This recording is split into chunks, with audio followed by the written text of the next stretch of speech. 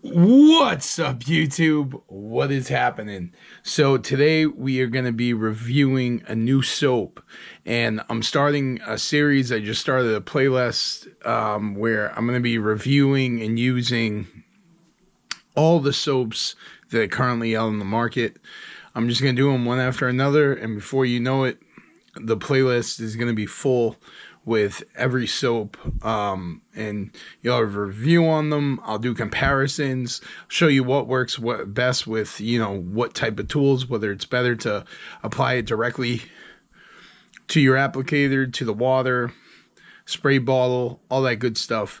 Yeah, let's jump into it. What's up, YouTube? What is happening? We are back with another soap review. This is called Space Cowboy.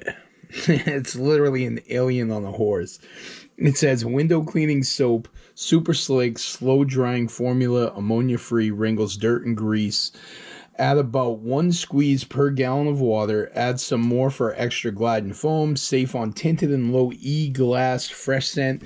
And my favorite part, the rest of the bottle is all completely no stickers, and then you come to the bottom and it says, warning, do not eat, keep out of reach of children.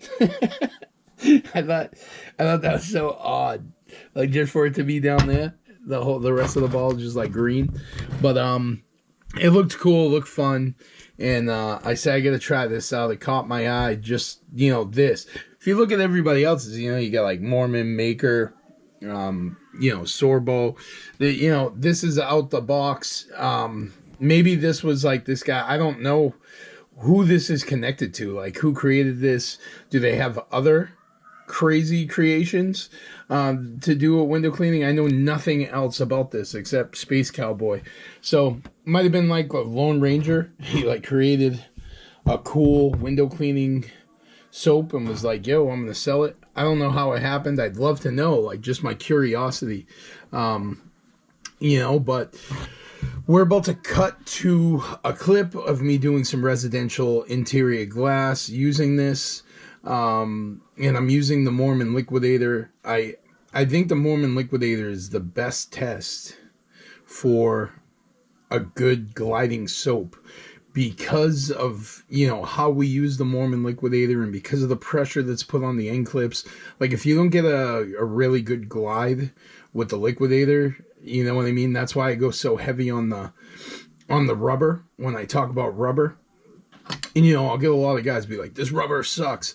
Listen, it honestly, I don't think it's that good in a standard channel. I think it's designed properly with the Mormon Liquidator in mind. You know what I mean? This is an all-season rubber, so it's supposed to be right in the middle of a soft and a hard. The medium, you're going to get decent glide with a harder rubber, but on those hot days, it's going to stand up a little bit better in the heat, and it's going to last a little bit longer because there's certain elements that make a rubber harder, and I'm going to get into this on another video. I know this is a soap video, but I always get messages from guys saying, like, you said this about this rubber, this is my favorite rubber, blah, blah, blah, blah. Why do you hate on this rubber? I don't hate on that rubber. If I'm hating on a rubber, and like a soft rubber, it's because the Mormon Liquidator is not like every other channel. There is no pressure being put on the ends of a normal standard channel, okay? So the wear is going to be distributed evenly across the whole squeegee. Unlike with the Mormon Liquidator, the main pressure that's being put on by the clips is at the ends. So right now I have a Maker rubber in there, right? It's been there for a few weeks. Maybe about a month. I got to look back at when I first did the Maker. I did a short with the Maker rubber, testing it in the Liquidator, and it's still holding up pretty good. But the pressure, the amount of pressure that is put on the ends of a normal squeegee channel is not the same as the pressure that's put on the ends of a liquidator. And that's why I say the things I'm saying. I'm not saying that like a Tory rubber sucks. Like, listen, if you put a brand new Tory rubber in, and you know it's a soft rubber, you know it's going to wear out quick, and you're using the Mormon liquidator, if you buy rubber in bulk, and guess what? You could flip that over and every 2 days put a brand new rubber in. Like, if that's what you choose to do. I'm coming at it from a perspective where not only is most of the rubbers I'm talking about, are they more durable? Yes, because they're harder. They're all on the harder side, medium to hard rubber. So it's gonna last longer. It's not gonna be worn out as quick on the ends. And because of the hardness, it's going to glide. It's going to glide much better than a softer rubber. So, you know, this is one of these things that doesn't need to be a debate. You know, there's actually a science that goes into rubber making, which I'm going to get into on a video, explaining natural rubber, what they actually add to the formula to actually make it a little bit harder, and they can increase and decrease the hardness. You know what I mean? There's like a whole science that goes into, you know, rubber. It might not seem like a big deal, but there is a lot of things that go into making a squeegee rubber. And, you know, it's something I've started to study over the last probably like 6 months. I've really taken a liking to it.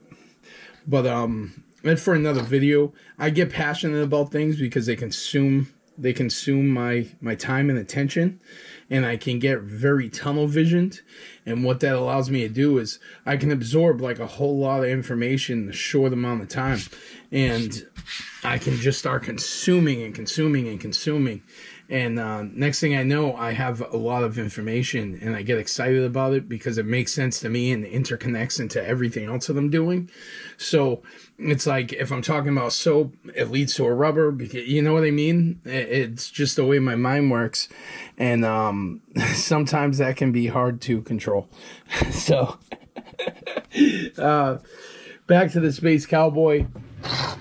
It was very foamy. It had great glide. Let's go ahead, cut to the clips so you can actually see how it works on the glass, and then we'll talk a little more about it.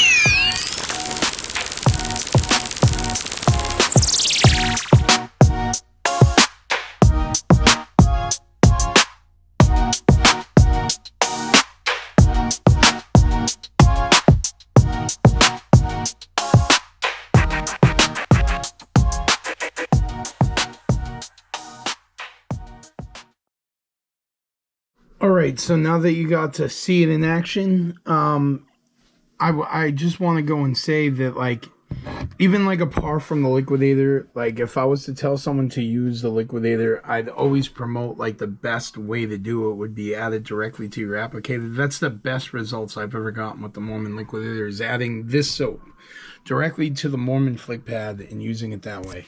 But if you were just like a normal window cleaner who doesn't use the, not that like we're not normal window cleaners, but if you just use like a normal squeegee, you know, even like something like this, like a Storbo channel, anything like that, this would be a great soap to add to your bucket. It's going to give you the right glide. I've already connected in my mind, because it's a slow drying formula, I've connected it to soaps like these that make those claims. You know what I mean? So this is this could be a good pick if you're in a hotter climate, or if you're in the summer heat. This might be a great bottle to grab for, and do that. I definitely, you know, I felt the glide as I was squeegeeing windows. Obviously, it wasn't just those windows. I cleaned a lot of the windows with it, and you know, I used a good portion of it. The top section, you know, I always try to, you know, that's why I use like floater bottles and stuff. I like to be accurate. I don't like to waste. So I like to try to make my stuff last as long as I can.